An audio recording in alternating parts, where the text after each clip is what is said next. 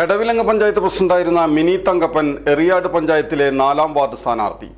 സമയക്കുറവും സാഹചര്യ പ്രശ്നങ്ങളും ഇനി ചികിത്സ തേടുന്നതിന് ഒരു തടസ്സമേയല്ല.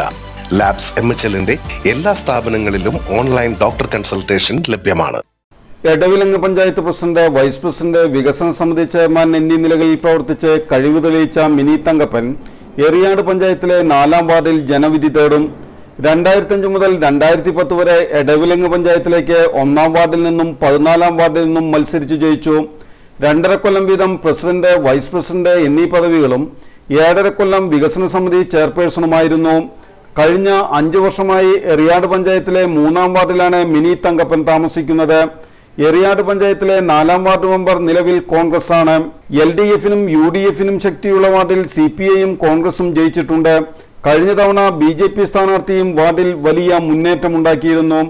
സ്വകാര്യ ആശുപത്രിയിൽ അതിഥി തൊഴിലാളിയുടെ ചികിത്സാ ചെലവ് വിവാഹമോതിരം പണയം വെച്ച് മിനി തങ്കപ്പൻ നൽകിയത് വലിയ വാർത്താ പ്രാധാന്യം നേടിയിരുന്നു.